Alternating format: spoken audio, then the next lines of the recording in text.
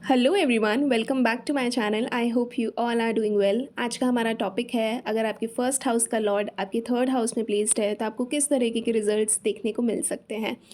मैंने previously 2 videos upload करी हैं जिसमें मैंने फर्स्ट हाउस का लॉर्ड जब फर्स्ट में प्लेस्ड होता है उसके बारे में बात करी है और जब सेकंड में प्लेस्ड होता है उसके बारे में बात करी है। तो अगर आपकी चार्ट में वो प्लेसमेंट्स हैं तो आप वो वीडियोस जाके देख सकते हैं। आज हम बात करेंगे, अगर आपके फर्स्ट हाउस का लॉर्ड आपके थर्ड हाउस में प्लेस्ड है तो आपको किस तरीके की चीज़ें एक्सपीरियंस करने को मिल सकती हैं। ओके, सो अब बात करेंगे कि फ़र्स्ट हाउस क्या होता है। देखिए, फ़र्स्ट हाउस एस्ट्रोलॉजी में बहुत ज़्यादा इम्पॉर्टेंट माना जाता है।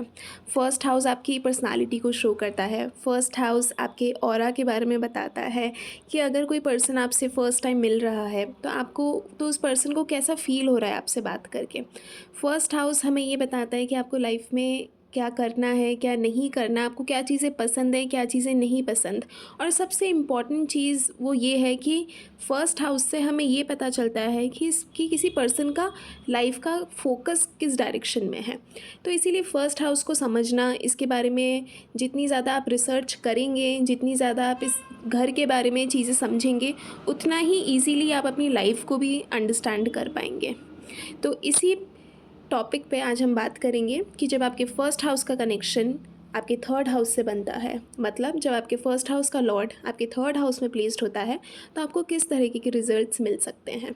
अब फर्स्ट हाउस आपके ओवरऑल बॉडी के लिए भी काफ़ी ज़्यादा इम्पॉर्टेंट है, क्योंकि फर्स्ट हाउस से हमें पता चलता है कि किसी पर्सन में कितनी ज़्यादा इम्यूनिटी है, क्या वो पर्सन बहुत ज़्यादा फ्रीक्वेंटली बीमार होता है या फिर नहीं होता। आपकी एनर्जी लेवल्स का हमें पता चलता है फर्स्ट हाउस से।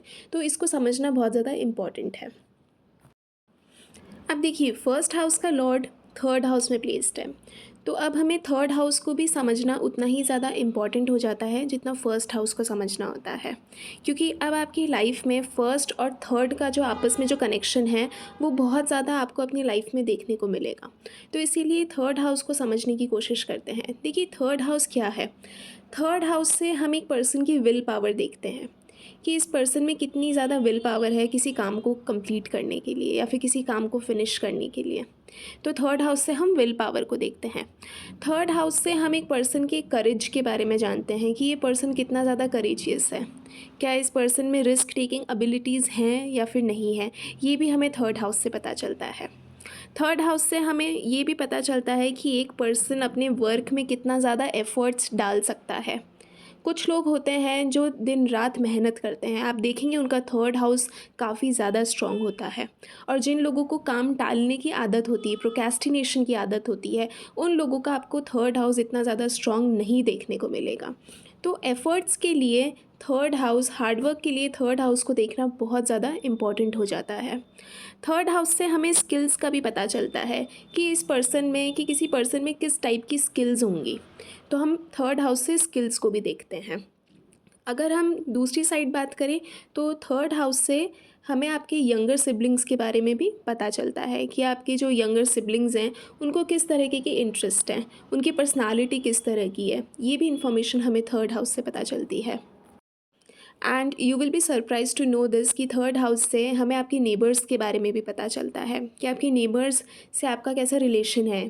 तो जिनका भी थर्ड हाउस काफ़ी ज़्यादा अफ्लिक्टेड होता है, उनके नेबर्स काफ़ी ज़्यादा ट्रबल क्रिएट करते हैं।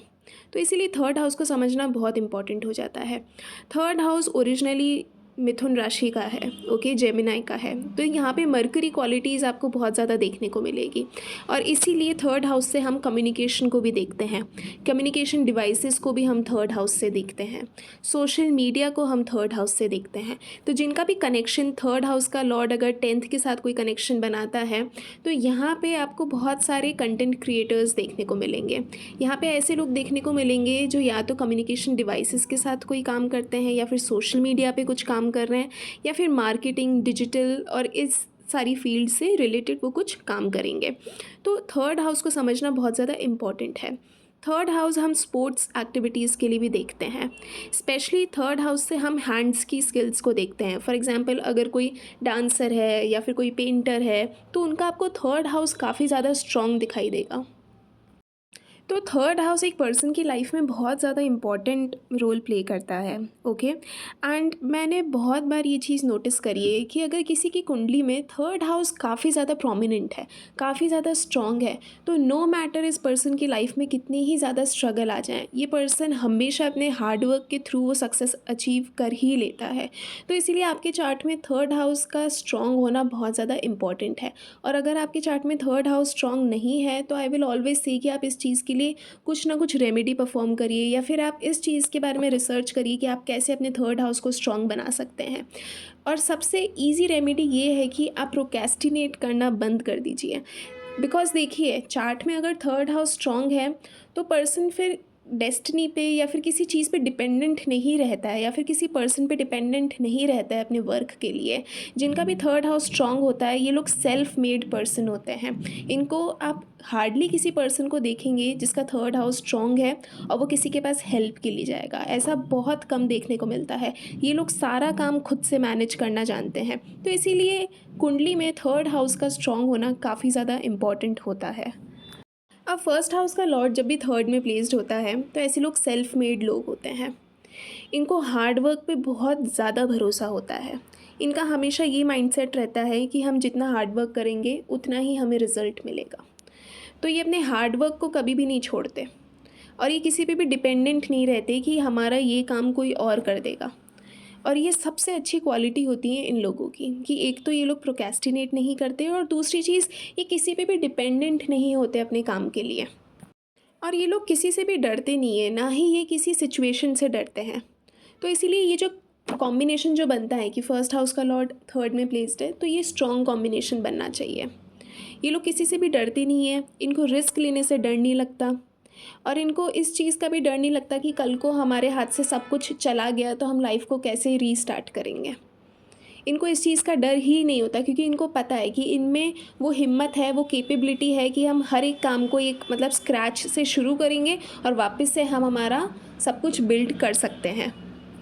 तो आपको इस तरीके का एक ये कॉन्फिडेंस देखने को मिलेगा इन लोगों में।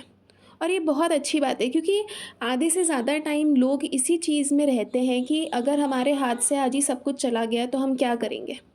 बट जिनका भी ये कॉम्बिनेशन बनता है चार्ट में, फर्स्ट, थर्ड, टेंथ, तो आप देखेंगे, और ये कॉम्बिनेशन अगर स्ट्रॉन्ग है, यहाँ पे अच्छे प्लैनेट्स प्लेस्ड हैं जो कि पर्सन को पुश करते हैं हार्डवर्क की तरफ, तो इनके हाथ से अगर कुछ चला भी गया तो ये उस चीज़ को लेके बैठते नहीं हैं। ठीक है, एज अ ह्यूमन नेचर थोड़े टाइम तक इनको बुरा लगता है, बट इनमें वो कॉन्फिडेंस होता है कि हम वापस से स्क्रैच से काम करना शुरू करेंगे और वापस से ये चीज़ हम बिल्ड कर सकते हैं। तो ये हिम्मत आपको देखने को मिलेगी जब फर्स्ट हाउस का लॉर्ड थर्ड में प्लेस्ड होता है और बहुत स्ट्रांगली प्लेस्ड होता है विदाउट एनी मेलेफिक इन्फ्लुएंस। तो अगर आपके चार्ट में ये कॉम्बिनेशन है और आप बिज़नेस करना चाहते हैं तो बिज़नेस आपके लिए काफ़ी ज़्यादा फेवरेबल रहेगा, क्योंकि जिनके भी चार्ट में ये कॉम्बिनेशन होता है इनमें मार्केटिंग स्किल्स बहुत ज़्यादा अच्छी होती है। इनको पता है कि हमें हमारे प्रोडक्ट को मार्केट में किस तरह से सेल करना है, तो मार्केटिंग स्किल्स भी अच्छी होती है, तो बिज़नेस इनके लिए काफ़ी ज़्यादा अच्छा रहता है। और ओवरऑल चार्ट अगर बिज़नेस की साइड अगर जा रहा है, सपोर्ट कर रहा है, और ये कॉम्बिनेशन भी है, तो पर्सन डेफिनेटली बिज़नेस में काफ़ी ज़्यादा राइज़ करता है। ये लोग बहुत अच्छे राइटर्स होते हैं और बहुत अच्छे एडिटर्स होते हैं, क्योंकि थर्ड हाउस कम्युनिकेशन डिवाइसेस को शो करता है, डिजिटल ऑनलाइन जितना भी सोशल मीडिया पे वर्क होता है, तो ये लोग बहुत अच्छे एडिटर्स भी बन सकते हैं। जिनके भी चार्ट में ये कॉम्बिनेशन होता है और अगर उनको आर्टिस्टिक फील्ड्स में जाना है, फॉर एग्जांपल डांसिंग में जाना है या फिर पेंटिंग फील्ड में जाना है, तो ये कॉम्बिनेशन इनको काफ़ी ज़्यादा सपोर्ट करेगा, क्योंकि थर्ड हाउस से हम हैंड्स की स्किल्स को भी देखते हैं। तो ऐसा कोई सा भी आर्टिस्टिक फील्ड जहाँ पे हैंड्स का काफ़ी ज़्यादा यूज़ होता है, तो ये वहाँ पे बहुत अच्छा परफॉर्म कर सकते हैं। और अगर ये लोग जॉब फील्ड में जाना चाहते हैं तो अगर ये मार्केटिंग में जाएँ तो फिर इनके लिए बहुत ज़्यादा अच्छा रहेगा, क्योंकि इनकी मार्केटिंग स्किल्स बहुत ज़्यादा अच्छी होती है, तो इनको बहुत आगे बहुत ग्रोथ देखने को मिलेगी इस फील्ड में। अब थर्ड हाउस में जब भी फर्स्ट हाउस का लॉर्ड जाता है तो कुछ ना कुछ नेगेटिव साइड्स भी होती हैं, तो अब उसके बारे में बात करेंगे। अब देखिए, हर एक प्लेसमेंट का कुछ ना कुछ नेगेटिव साइड भी होता है, और वैसे ही इस प्लेसमेंट का भी है। सबसे पहली चीज़ तो ये कि इन लोगों को बहुत ध्यान से ड्राइव करना चाहिए। ये लोग बहुत स्पीड ड्राइविंग करते हैं और इनको इस चीज़ से बचना चाहिए, स्पेशली अगर आपके थर्ड हाउस में मंगल प्लेस्ड है, तो फिर यहाँ पे इनको बहुत ज़्यादा ध्यान रखना चाहिए। थर्ड हाउस से हम रिस्क और करेज को भी देखते हैं, तो इनको अननेसेसरी रिस्क नहीं उठाना है, इनको बहुत ही कैलकुलेटिव अप्रोच के साथ रिस्क लेने हैं।